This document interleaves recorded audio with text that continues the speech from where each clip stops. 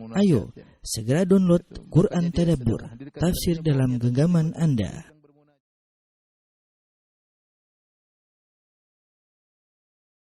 Bismillahirrahmanirrahim. Assalamualaikum warahmatullahi wabarakatuh.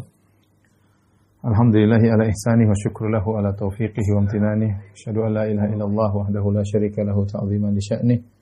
Wa asyhadu anna Muhammadan abduhu wa rasuluhu da'ila ridwani. Allahumma salli alaihi wa ala alihi wa ashabihi wa ikhwani. Para ikhwan dan akhwat yang dirahmati Allah Subhanahu wa taala, para pemirsa Roja TV dan Radio Roja dimanapun Anda berada, kita lanjutkan pembahasan kita tentang tafsir surat Fatir ya.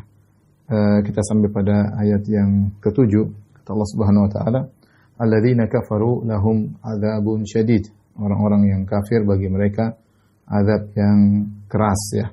Walladzina amanu wa amilus solihat, adapun orang yang beriman dan beramal saleh, lahum maghfiratun wa ajrun kabir. Bagi mereka adalah ampunan Allah dan juga ganjaran yang besar. Adapun orang-orang kafir, bagi mereka azab yang pedih, yaitu orang kafir yang mengikuti syaitan, karena ayat sebelumnya sudah kita sebutkan. Allah berfirman, inna syaitana lakum aduwwun fattakhidhuhu aduwwa innama yad'u hizbahu liyakunu min ashabis sa'ir. Sungguhnya syaitan adalah musuh bagi kalian, jadikanlah dia musuh. Sungguhnya syaitan menyeru pengikutnya liyakunu min ashabis sa'ir, untuk menjadi penghuni as-sa'ir. As-sa'ir adalah neraka yang sangat panas ya. Dan as-sa'ir itulah yang Allah sebutkan dengan lahum adzabun syadid. Adzabun syadid adalah as-sa'ir itu sendiri. Alladzina kafaru, orang-orang kafir di sini maksudnya para pengikut syaitan. Lahum adzabun syadid, bagi mereka azab yang keras ya. Azab yang keras. Coba di sini ya. Kata Allah Subhanahu wa taala, orang kafir bagi mereka azab yang keras ya, azab yang keras. Azab yang keras di sini maksudnya adalah sebagaimana disebutkan dalam ayat sebelumnya, yaitu liyakunu min ashabis sa'ir ya, yaitulah as-sa'ir sendiri ya, as-sa'ir itu api yang menyala-nyala, api yang sangat yang panas ya, yang menyala-nyala atau yang panas ya. Di antaranya, sehingga sebenarnya mengatakan syadid di sini yang keras ya, dari sisi sebagaimana dari dzatihi wa wasfihi ya, dari sifat ya, zatnya, fi dzatihi wa wasfihi ya, fi dzatihi wa wasfihi, dari zatnya panas, zat api tersebut panas,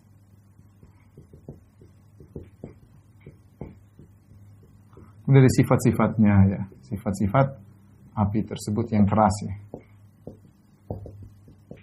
Makanya kalau kita bicara tentang azab azab neraka jahanam, sebagaimana sudah kita bahas tentang masalah azab neraka jahanam, maka di antara sifat-sifat neraka yang keras tersebut, apinya yang membakar, yang membakar langsung dari dalam dan luar ya, allati tattali 'alal afidah, di antaranya kalau sudah membakar bukan cuma luar dulu baru kemudian di dalam yang dibakar, langsung bakar luar dalam. Ya, begitu api membakar, api neraka langsung masuk ke jantung. Beda kalau kita api di dunia, ya, kalau kita bakar di luar dulu yang panas, kemudian mulai apinya masuk ke dalam sedikit demi sedikit. Makanya terkadang di luar masak dulu, di dalam belum. Itu kalau api dunia. Api neraka tidak. Allati tattali 'alal afidah, keras, langsung masuk ke dalam jantung, langsung membakar luar dalam. Itu di antara kerasnya api tersebut. Makanya azab Allah Subhanahu wa taala, fa yauma idzil la yu'adzibu 'adzabahu ahad. Tidak seorang pun yang bisa mengazab seperti azabnya Allah. Kita mau menghayalkan bagaimana azab di dunia, sehebat apapun, sesadis apapun, tidak akan sama dengan azabnya Allah Subhanahu wa taala. Ya. Tidak akan sama dengan azabnya Allah Subhanahu wa taala, sebagaimana kita baca dalam sifat-sifat azab yang dialami oleh penghuni neraka jahanam. Kemudian di antara yang menunjukkan bahwasanya azab tersebut keras, yaitu bagi orang-orang kafir azab tersebut abadi. Kemudian di antara yang menunjukkan azab tersebut keras selain abadi, azabnya bertambah-tambah ya, azabnya bertambah-tambah dan bervariasi. adabnya bertambah-tambah. Di antaranya kata Allah Subhanahu wa taala, "Falan nazidakum illa adzab." Kami tidak akan menambah bagi kalian kecuali adab yang semakin bertambah-tambah ya. Kemudian variasi adab yang ada di neraka jahanam. Ini semua menjelaskan tentang sifat adab yang keras tersebut. Adab yang keras tersebut sebagaimana tadi saya jelaskan ya. Baik. Kemudian berikutnya walladzina amanu, kata Allah, walladzina amanu wa amilus solihat lahum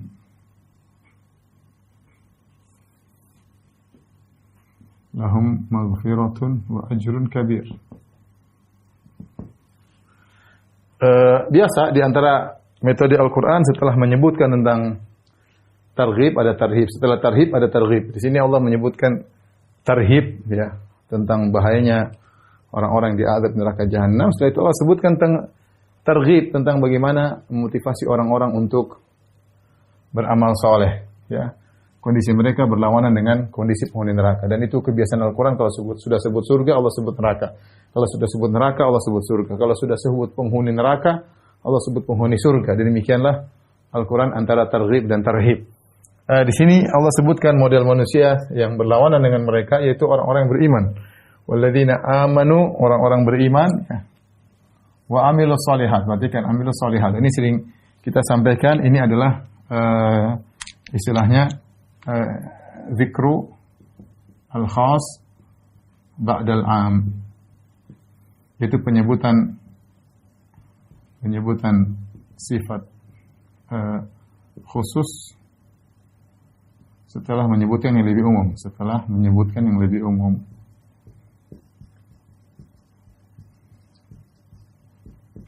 Maksudnya apa? Maksudnya kalimat iman sendiri, alladzina amanu, kalimat iman sendiri, iman sini mencakup ya, amalan hati, lisan, iman. Sering kita sampaikan dalam menjelaskan akidah Ahlussunnah, mencakup amalan hati, kemudian lisan, dan anggota tubuh. Amalan, kalau kita bicara amalan wa amilus solihat ya, maka yang dipikirkan biasanya adalah amalan anggota tubuh ya. Dan disebutkan secara khusus amalan setelah iman, bukan berarti amalan bukan daripada iman, bahkan amalan bagian dari iman, karena iman sini umum, mencakup hati, mencakup lisan, mencakup amalan.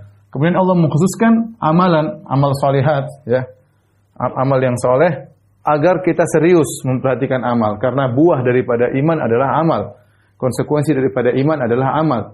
Percuma seorang beriman namun tidak beramal ya. Makanya ketika Allah menyebut tentang surga, Allah berbicara tentang amal. Walikullin darajatun mimma amilu. Kata Allah, masing-masing memiliki derajat di surga berdasarkan amalan. Demikian Allah mengatakan, udkhulul jannata bima kuntum ta'malun. Masuklah kalian surga berdasarkan amalan. Jadi amalan ini sangat penting. Orang masuk surga harus beriman, dan di antara bagian iman yang harus dia sangat konsen adalah anggota tubuh, amalan anggota tubuh. Karena sebagian orang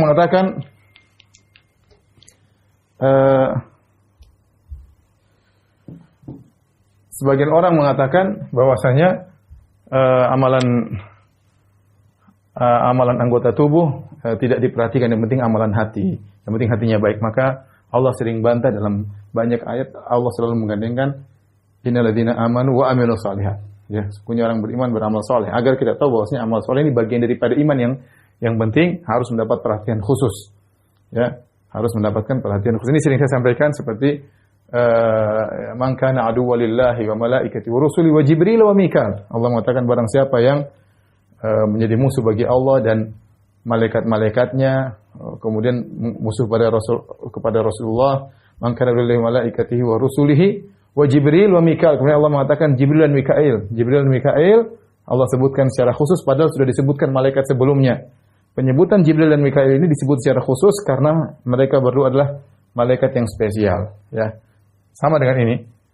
Kalau dibilang alladzina amanu, orang beriman, sudah mencakup hati, lisan dan amal tubuh. Tetapi disebutkan secara khusus amalan soleh, ya karena amal soleh spesial yang merupakan standar dalam menentukan masuk surga atau tidak, kemudian tingkatan di surga, ya dan seterusnya.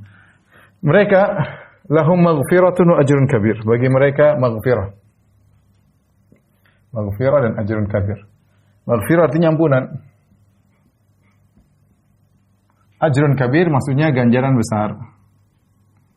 Ganjaran besar. Taib. Maghfirah karena di surga yang dibutuhkan, dengan adanya maghfirah maka dosa-dosa, keburukan dihilangkan. Dengan adanya ganjaran besar, maka yang dicari diperoleh, yaitu surga diperoleh. Ya, maka di akhirat kelak suatu keburukan semuanya hilang dan kebaikan didapatkan. Ya, namanya kalau ada dosa, orang khawatir di akhirat. Namun ketika diampuni, mendapat ampunan, dia aman. Berarti kekhawatiran tentang keburukannya, tentang dosa-dosanya selesai. Tinggal yang poin kedua, dia ingin surga. Ya, seorang tidak ingin cuma hanya diampuni dosa-dosanya saja. Ya, ada yang diharapkan, dia mau surga. Ya, makanya dia mendapatkan dua-duanya. Dosa-dosa dan keburukan dihilangkan yang dia khawatirkan. Kemudian yang dicari, yang dia harapkan, dia peroleh. Makanya Allah menggabungkan bagi mereka ampunan dan ganjaran yang besar. Allah perinci, ya. Ampunan dia dapatkan, ganjaran besar dia dapatkan. Tapi di sini Allah menamakan dengan ganjaran. Perhatikan ganjaran, ajrun. Ganjaran, ya. Ganjaran ya seperti pekerja. Kalau seorang bekerja, kita kasih ujrahnya, ya. Kita kasih gajinya, ya. Allah menggunakan lafal seperti ini agar kita yakin bahwasanya kalau kita beramal soleh pasti ada ganjarannya, pasti. Ya, sebagaimana kalau ada orang bekerja dikasih ganjarannya, ya, dan ganjaran tersebut tidak sebanding dengan apa yang kita lakukan. Dan dalam Al-Quran Allah menggunakan lafal-lafal sesuai yang biasa dimuamalahi oleh manusia. Contoh, ya, yang semisal ini. Tadi kita bilang ada apa? Ada ajar, ya, ganjaran. Apa istilahnya? Gaji lah gambaran kita, ya. Ada namanya qardun, ya. Hutang misalnya. Ada namanya ishtara, membeli, ya. Ada namanya tijarah, perdagangan. Ini semua Allah datangkan dalam Al-Quran agar kita bisa memahami jaminan dari Allah. Contoh gaji, orang beramal bekerja pasti ada gajinya. Jangan khawatir, pasti Allah, makanya Allah namakan ajrun, pasti ada gajinya. Sebagaimana barang siapa yang bersedekah, Allah namakan dia telah memberi utangan kepada Allah. Man dzalladzi yuqridullaha qardan hasanan. Barang siapa yang memberikan pinjaman kepada Allah, pinjaman yang baik, ya. Allah menamakan dengan hutang, artinya Allah pasti bayar. Allah pasti bayar. Kalau orang terkaya di dunia, kita kasih utang sama dia pasti bayar, apalagi Allah yang maha kaya. Jadi tidak usah khawatir. Kemudian Allah menamakan innallaha ashtara minal mu'minina anfusahum wa amwalahum bi anna lahumul jannah dalam surat Taubah. Sesungguhnya Allah beri dari orang beriman jiwa mereka dan harta mereka Allah beli dengan bayar surga, ya. Artinya pasti dapat. Intinya pasti dapat, ya. Allah mengatakan hal adullukum ala tijaratin tunjikum min adzabin alim. Mau aku tunjukkan kepada kalian sesuatu perdagangan yang akan menyelamatkan kalian dari azab yang pedih. Jadi Allah menggunakan istilah-istilah ini tujuannya apa? Tujuannya untuk menekankan, ya, ya. Pasti ada ganjarannya, pasti ada perhitungannya dan ganjarannya. Ya, tidak akan disia-siakan. Innallaha la yudhi'u ajral muhsinin. Allah tidak akan menyia-nyiakan orang yang berbuat baik. Makanya Allah mengatakan, "Wa may ya'mal mithqala dzarratin khairan yarah." Siapa yang melakukan kebaikan sedikit pun, dia akan melihat hasilnya, ya. Kata Nabi, "La tahqiranna minal ma'rufi syai'an wa alau an talqa akhaka biwajhin talaq." Jangan kau meremehkan kebaikan sedikit pun meskipun hanya tersenyum ketika bertemu dengan saudara. Ittaqun nar walau bisyakki tamrah. Jagalah dirimu dari neraka jahanam meskipun hanya menyumbang sepenggal korma. Kau enggak punya apa-apa, enggak punya harta, hanya punya korma, sumbangkanlah sepenggalnya. Untuk meyakinkan bahwasanya orang yang melakukan kebajikan pasti akan dibayar, digaji, dibalas oleh Allah. Tidak ada yang disia-siakan. Makanya ikhwan kita harus yakin, kita melakukan apapun, meskipun orang tidak ada yang lihat, ini ajar. Allah tahu. Kita beramal karena Allah, tapi nggak harus beramal karena Allah ya. Ibarat kalau orang bekerja sama majikannya, ya baru dapat gaji. Ya. Kalau beramal karena Allah, baru kita akan pasti dapat ganjaran. Allah menamakan dengan ajrun. Kemudian ajrun tersebut ya Allah sifati dengan kabir ya. Allah sifati dengan kabir ya. Ganjaran yang besar ya, ganjaran yang besar. Yang ini menunjukkan bahwa ya ganjaran Allah tidak sepadan dengan amal manusia. Amal kita, kalau seorang amalnya sedikit tapi ganjarannya tidak sebanding, sangat besar. Sangat besar. Seperti Nabi SAW mengatakan, misalnya, Raka'atul fajri khairu minad dunya wa fiha. 2 rakaat sebelum subuh lebih baik daripada dunia dan seisinya. Ya, amalan kita enggak ada nilainya ya, dibandingkan dengan salat 2 rakaat sebelum subuh paling 3 menit ya, selesai. 3 menit karena disunahkan juga segera. 2 menit, 3 menit selesai. Ganjarannya lebih baik pada dunia dan seisinya. Nanti di akhirat lebih baik pada dunia dan seisinya. Sehingga ganjaran tersebut tidak ada sebandingan dengan amal yang kita lakukan ya. Ini ketika membahas ayat ini, Syekh Utsaimin rahimahullahu taala menjelaskan bahwasanya pahala itu bertingkat-tingkat. Ya, ada pahala yang besar, ada pahala yang biasa, dan terkadang pahala semakin besar sesuai dengan beberapa sebab yang menjadikan pahala bisa menjadi besar ya. Coba sini. Ya. Jadi ajrun kabir. Ajrun kabir ya. Menunjukkan ganjaran itu bisa bertingkat-tingkat. Bisa bertingkat-tingkat. Ya. Besarnya. Dan bisa menjadi besar karena beberapa sebab ya. Pahala bisa menjadi lebih besar. Pahala atau ganjaran bisa semakin besar dari banyak tinjauan, dari banyak sisi. Misalnya di antaranya karena ditinjau dari pelakunya,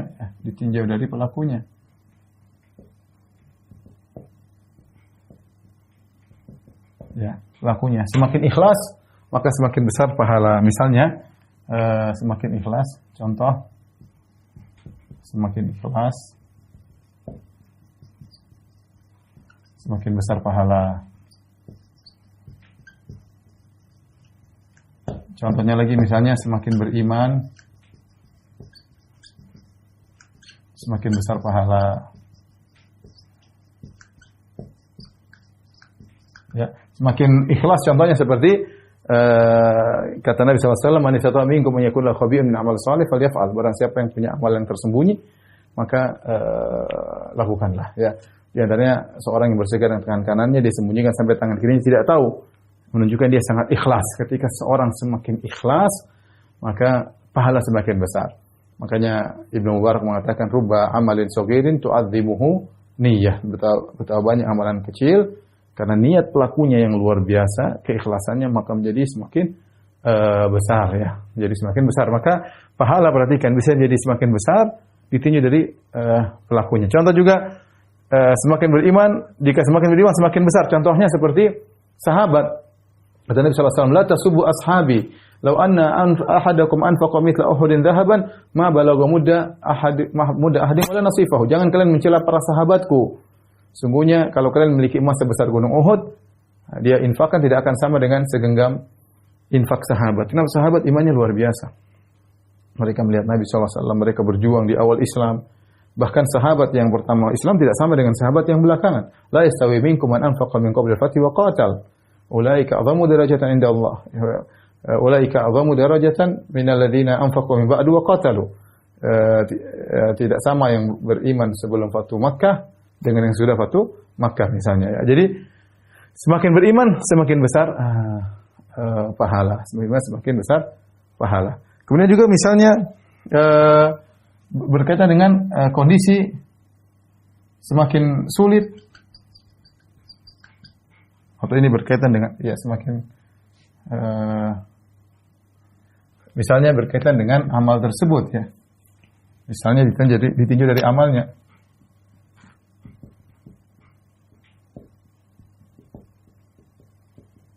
Ya, misalnya semakin sulit ya, yang tidak dicari tentunya, yang tidak dicari-cari, maka semakin banyak pahala, semakin besar pahala. Seperti ketika Nabi SAW mengatakan, ditanya tentang sedekah yang terbaik, yaitu engkau bersedekah sebentar engkau engkau dalam kondisi sehat ya, kemudian engkau berharap wa ta'mal ghina ya, engkau sehat dan engkau lagi pingin kaya atau engkau berinfak ya. Ini menunjukkan sulit, namanya orang biasanya berinfak kalau mau meninggal baru mereka semangat berinfak, lagi sakit mau mati berinfak, tapi lagi sehat, lagi giat, kemudian lagi pingin punya cita banyak, kemudian dia berinfak, ini berat ya. Berat bagi orang seperti ini. Sehingga ketika amalnya semakin berat, dia semakin dapat banyak pahala. Dia semakin banyak dapat pahala. Seperti juga dalam hadis ketika ditanya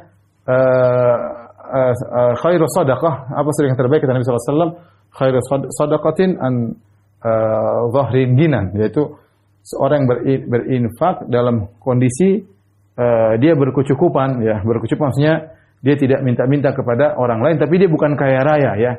Dia yang penting cukup sudah, sisanya dia sedekahkan, sehingga tidak perlu dia minta-minta kepada orang lain ya, dan anak-anaknya berkecukupan ya, sementara dia mampu untuk membeli lebih daripada itu, tapi dia infakkan di jalan Allah Subhanahu wa taala ya. Contoh juga ketika Nabi SAW berkata kepada Aisyah radhiyallahu taala anha, ajruki ala qadri nasabik, sungguhnya amalanmu tergantung daripada kesulitan yang kau hadapi. Ya, ini maksudnya kesulitan tidak dicari-cari. Kita bukan mencari-cari kesulitan, tapi kalau kita beramal soleh, ternyata kita menghadapi kesulitan, kita tetap beramal soleh, maka pahalanya semakin besar karena beratnya amalan tersebut. Makanya Allah mengatakan alladzina yunfiquna fis sarra'i wad dharra. Orang yang berinfak dalam kondisi lapang, dalam kondisi sulit dia tetap berinfak. Ya. Ittaqun nar wal bisyaqqi tamrah. Berinfak meskipun hanya sepenggal korma. Artinya dia bukan orang kaya, dia punya harta sedikit, ada beberapa butir korma, meskipun sedikit dia tetap kasih. Makanya dalam hadis kata Rasulullah SAW, sabaqa dirham mi'at alf dirham, atau kama qala Nabi SAW, yaitu Nabi menjelaskan ada satu dirham mengalahkan ribuan dirham. Sebenarnya mengatakan kenapa? Karena dirham, satu dirham ini adalah sulit didapatkan, mungkin setengah hartanya dalam kondisi sulit, satu dirham berbeda dengan yang 100.000 dirham mungkin hanya seperberapa hartanya. Jadi banyak kondisi ditinjau amal menjadikan pahala semakin besar. Pahala semakin besar. Kemudian misalnya juga tinjauan dari sisi misalnya dari sisi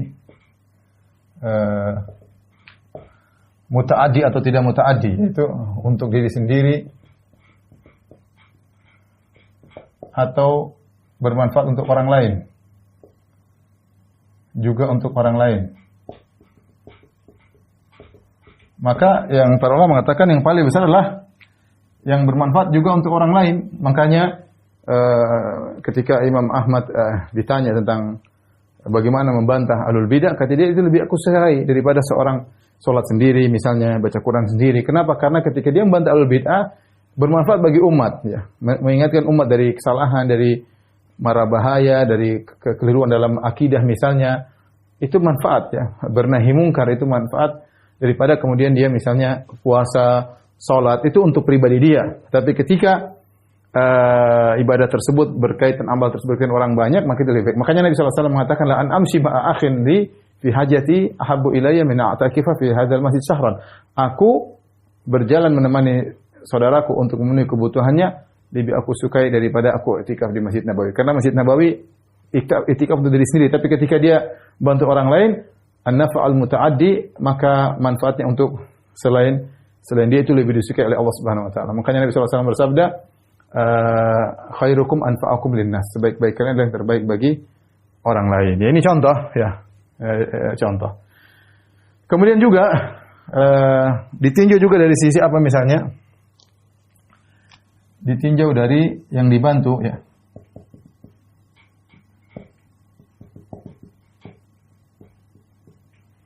Nah, jika semakin kebutuhan semakin besar,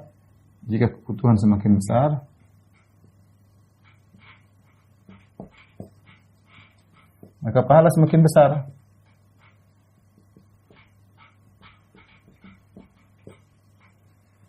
Pahala semakin besar, meskipun sebenarnya sama, tapi ketika kebutuhan semakin besar, yang amal yang seharusnya sama, jadi pahalanya semakin besar. Seperti firman Allah, falaqata hamal aqabah, wa ma adraka mal aqabah, fakku raqabah, au it'amun fi yaumin dhi masqabah. Ya, di antaranya bisa membuat engkau masuk surga adalah kau beri makan di hari kelaparan. Memberi makan kepada fakir miskin dituntut. Tetapi ketika di hari-hari kelaparan, maka pahalanya semakin besar ya. Dan banyak tinjauan ya, seperti jika yang dibantu adalah juga sekaligus kerabat, maka pahala semakin besar ya. Dan banyak tinjauan-tinjauan, tentunya tidak akan cukup kita bahas, tapi ini diantara bahwasanya pahala itu bisa besar, bisa biasa. Semua pahala besar ya, dibanding amalan yang kita lakukan. Tapi bisa jadi semakin besar ditinjau dari banyak tinjauan-tinjauan ya. Di antaranya yang sudah kita sebutkan. Wallahu a'lam bishawab. Tolong dihapus ini. Tapi kita lanjutkan. Ikhwan akhwat rahmatillah subhanahu wa ta'ala, para pemirsa Roja rahmatillah subhanahu wa ta'ala. Allah berfirman setelah itu, afaman zuyyina lahu su'u amalihi. Afaman zuyyina lahu, dan apakah orang yang dihiasi oleh syaitan, dijadikan syaitan memandang amal dia ya buruk, dianggap baik. Afaman zuyyina lahu su'u amalihi fara'ahu hasanah. Orang yang dihiasi keburukan amalnya dihiasi oleh syaitan sehingga dia memandang keburukannya menjadi baik. Ya. Takdirnya adalah apakah orang ini lebih baik ataukah orang yang melakukan amal kebajikan? Ya, tentu yang melakukan amal kebajikan lebih baik daripada yang seperti ini, sudah melakukan keburukan, dia sudah melakukan dosa, setan membuat dia memandang perbuatan dosanya adalah kebaikan. Inilah kondisi yang terburuk. Ketika seorang melakukan dosa, dihiasi oleh syaitan, dia memandang dosa tersebutlah kebaikan. Ya, makanya Allah mensifati orang-orang kafir, wa yahsabuna innahum muttakhadhu syayatin awliya'a min dunillah wa yahsabuna annahum muhtadun. Mereka mengambil setan-setan sebagai penolong-penolong mereka selain Allah, wa yahsabuna annahum muhtadun, dan mereka menyangka mereka di atas petunjuk. Ini paling mengerikan orang seperti ini, dan banyak orang seperti ini. Sesat, menyesatkan, dia merasa di atas petunjuk. Qul hal nunabbi'ukum bil akhsarina a'mala alladzina dhalla sa'yuhum fil hayatid dunya wa hum yahsabuna annahum yuhsinuna sun'a. Maukah kami kabarkan kepada kalian, surat Al-Kahfi, kami kabarkan kepada kalian ya, tentang orang-orang yang paling merugi. Siapa mereka? Alladzina dhalla sa'yuhum fil hayatid dunya, yang mereka sesat di dunia. Wa yahsabuna annahum yuhsinuna sun'a, dan mereka merasa mereka telah melakukan amal yang terbaik. Jadi repot. Amilatun nasibah, dalam surat Al-Ghasyiyah, amilatun nasibah tasla naran hamiyah ya. Amilatun nasibah, sudah beramal, letih beramal, ternyata menuju neraka jahanam ya. Ditafsirkan oleh para ulama, di antaranya adalah orang-orang kafir seperti Nasara yang merasa di atas petunjuk, ternyata mereka sudah susah-susah melakukan kerahiban, tidak nikah, kemudian dan macam-macam, itu ternyata menuju neraka jahanam. Atau ahlul bidah seperti orang khawarij yang merasa mereka benar, ternyata mereka masuk neraka jahanam ya. Jadi ini kondisi yang paling buruk ketika seorang melakukan keburukan dan dia merasa itu baik. Kenapa bisa demikian? Karena setan menghiasi. Ya. Afaman zuyyina lahu su'u amalihi fara'ahu hasanah. Ya. Apakah orang yang dihiasi perbuatan buruknya kemudian dia memandang itu baik ya. Ini kondisi yang paling buruk. Kalau orang sudah seperti ini sulit dinasihati. Tapi kalau orang yang memandang yang dilakukan adalah keburukan, ini masih mungkin, dan ini banyak kaum muslimin seperti ini, dia melakukan maksiat dia tahu itu salah. Dia tahu dalam hati kecilnya apa yang dilakukan salah. Orang seperti ini masih mungkin dapat hidayah. Orang seperti ini masih mungkin dinasihati, ya. Makanya kata Sufyan Ats-Tsauri, al-bid'atu ahabbu ila syaitani minal ma'siyah. Maksudnya bid'ah lebih disukai oleh setan daripada maksiat. Kenapa? Karena sahibul bid'ah la yutabu minhu, yaitu seorang pelaku bid'ah susah untuk dimintai taubat. Karena dia merasa dia benar. Khawarij disuruh tobat, enggak, dia malah mengkafirkan orang yang nyuruh dia tobat.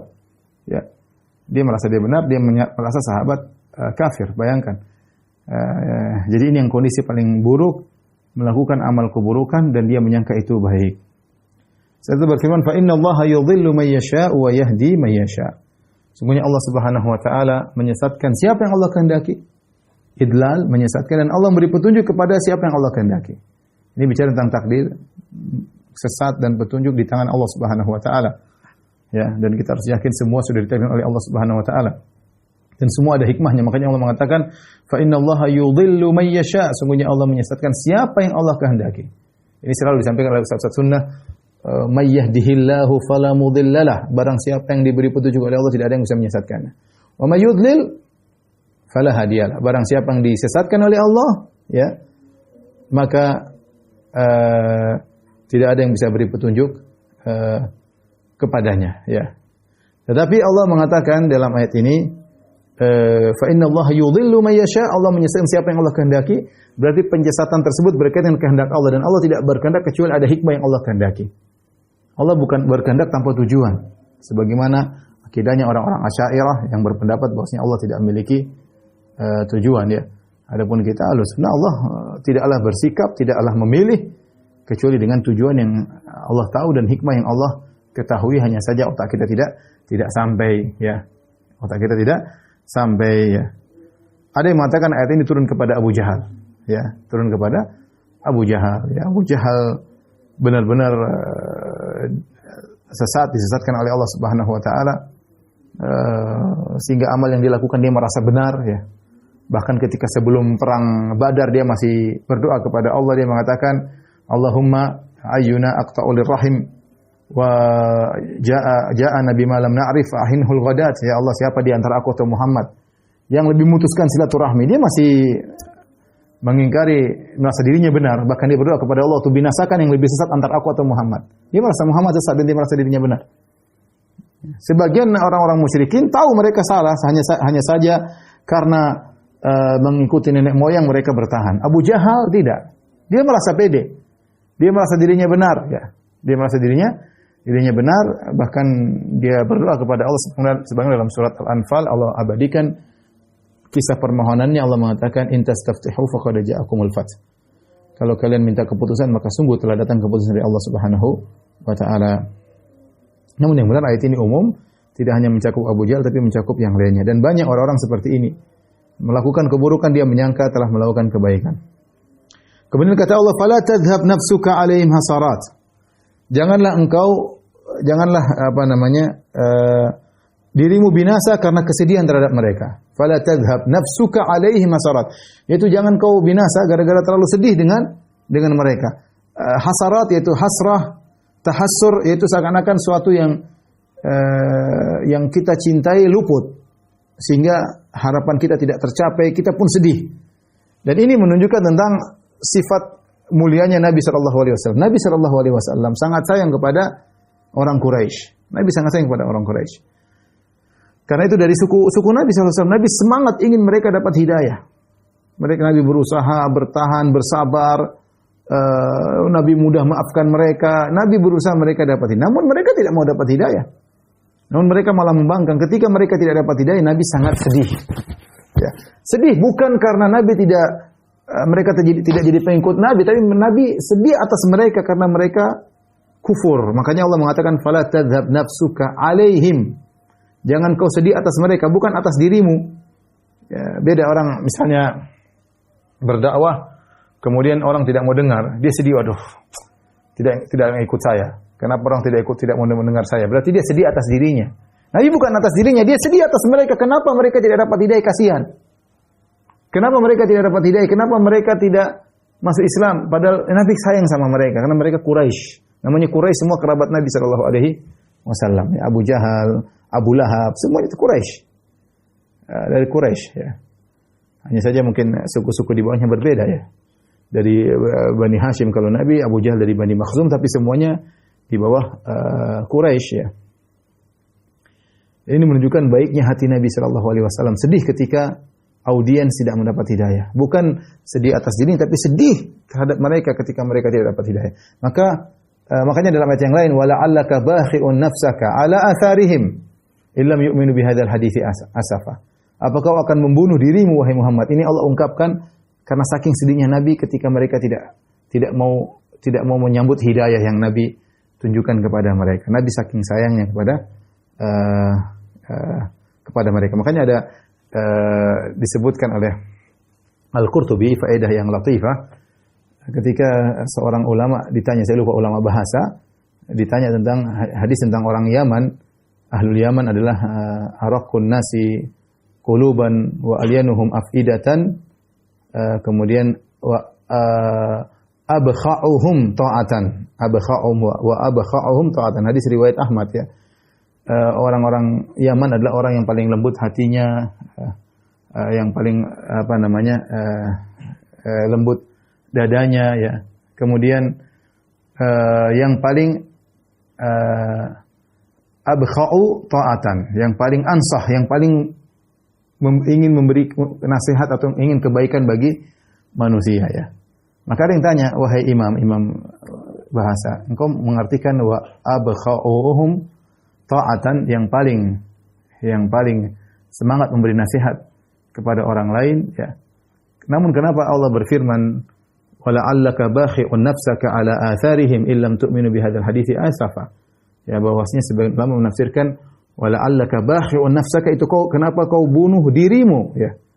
Maka dia mengatakan itulah kesedihan Nabi karena Nabi ansahun nas, karena Nabi sangat ingin mereka dapat kebaikan sehingga kesedihan itu seakan-akan akan membunuh Nabi. Saking Nabi ingin mereka dapat kebaikan. Jadi sedihnya bukan sedih biasa.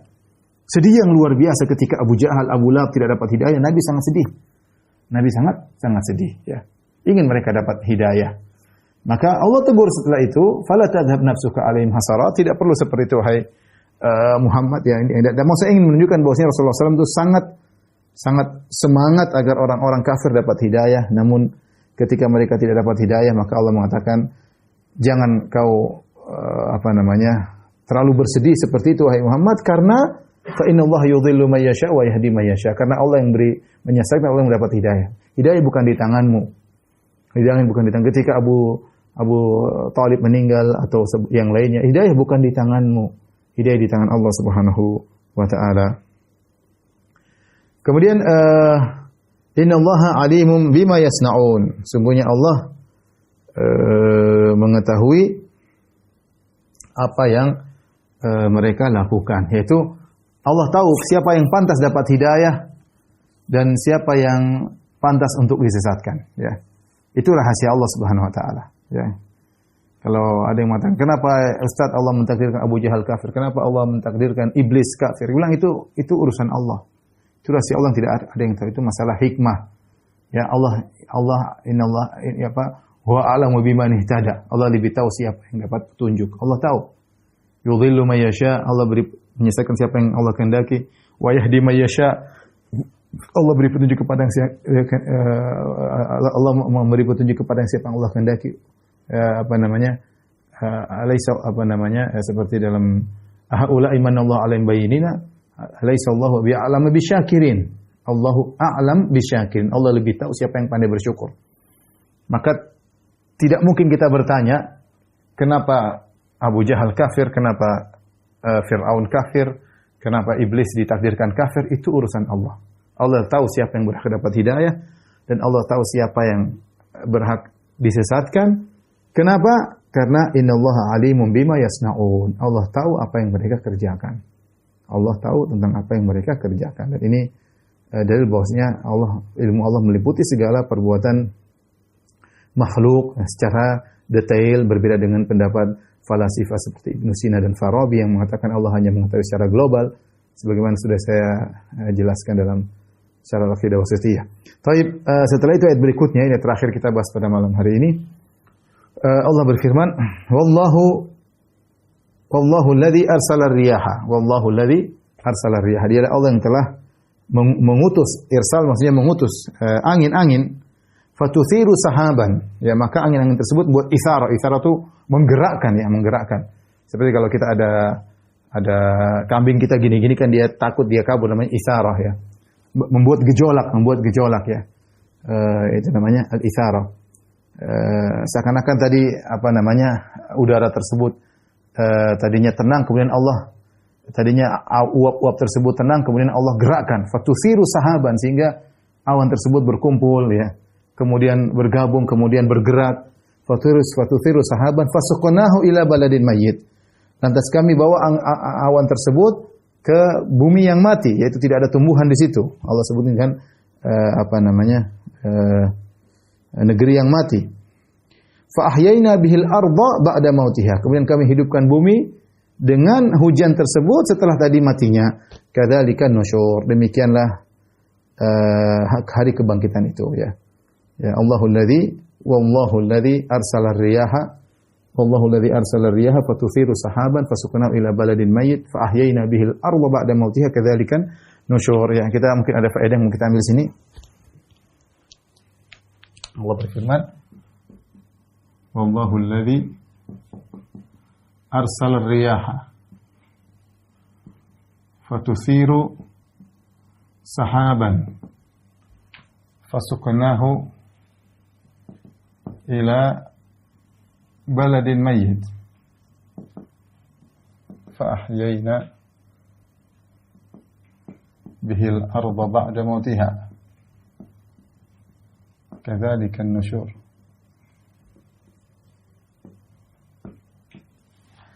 Kata Allah, dan dialah Allah ya. Dan dialah Allah, dan Allah yang mengutus angin,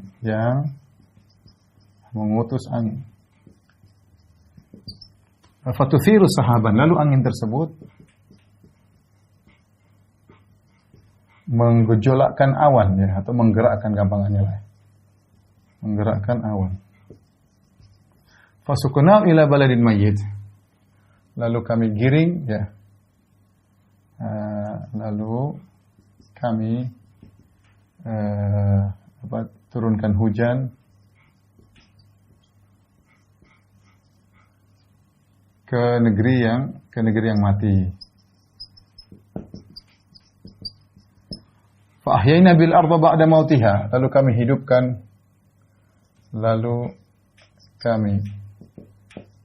hidupkan bumi setelah matinya. Setelah tadinya mati. Kadzalika nusyur, demikianlah hari kebangkitan.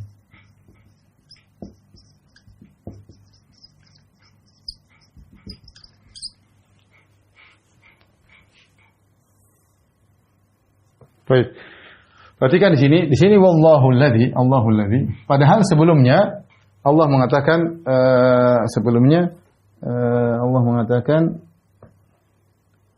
Innallaha alimun bima yasnaun. Ya, sebelumnya Allah berfirman Innallaha alimun bima yasnaun. Di sini Innallah. Perhatikan Innallaha. Sebagian ulama mengatakan, seperti Tahir bin Asyur, dia berkata, mestinya di sini adalah wa huwallazi. Dan huwa di sini, dan dialah harusnya demikian. Kalau mau dikembalikan ke Innallah ya. Jadi wa huwallazi, huwanya kembali kepada Allah. Tidak perlu diulangi kalimat Allah dan Allah.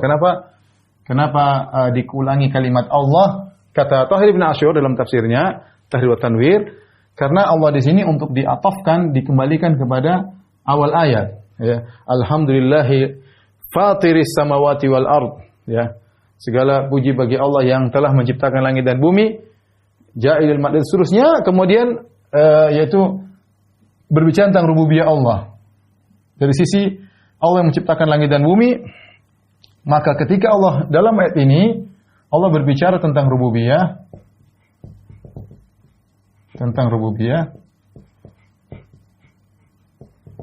dari sisi pengaturan alam semesta.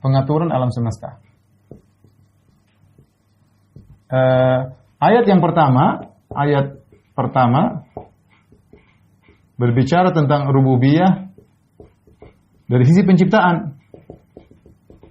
Dari sisi penciptaan, ya. Nah, maka setelah itu Allah menyebutkan tentang juga dari sisi Allah menurunkan rahmat, tidak ada yang bisa menahan, dari sisi bagaimana berkaitan dengan makhluk Allah yang Maha mengatur. Demikian juga di sini Allah menjelaskan bahwasanya kejadian alam semesta ini sampai pada awan, hujan, semua Allah yang ngatur. Ya, makanya di sini Allah ulangi dengan kata wallahu, ya, agar atofnya kembali kepada masalah rububiyah, ya, masalah rububiyah, ya. Kita lanjutkan, wallahu alladzi arsala riyah. Perhatikan sini Allah mengutus. Mengutus ini menunjukkan angin diutus. Dia tidak bergerak dengan sendirinya. Ya, makanya Nabi sallallahu alaihi wasallam mengatakan la tasubur rih, jangan kalian mencela angin. Barang siapa yang mencela angin berarti dia mencela yang mengatur angin, itu Allah Subhanahu wa taala. Ya, sama tidak boleh seorang mencela angin, seorang tidak boleh mencela zaman, tidak boleh seorang mencela matahari, karena semua angin, zaman, matahari, cuaca, hujan tidak boleh dicela. Kalau kita bilang, oh hujan deras, nah apa? Tapi kalau hujan bangsat atau angin bangsat, kurang ajar angin ini, enggak berhenti-berhenti, berarti kita mencela Allah. Karena semua itu Allah yang atur. Mereka tidak punya, mereka berjalan dengan aturan. Ya. Makanya Allah mengatakan, wallahu alladzi arsala riyah. Dialah Allah yang mengutus, seperti mengutus Nabi. Jadi angin diatur oleh Allah. Kemudian setelah itu Allah mengatakan, fatusir, lalu. Ya. Ya sudah, ikhwan dan akhwat, sampai di sini saja. Mungkin nanti kita lanjutkan pertemuan depan. Masih ada sisa dari banyak faedah, kita ambil lagi insyaAllah. Pertemuan depan. Wallahu a'lam bishawab. Assalamualaikum warahmatullahi wabarakatuh.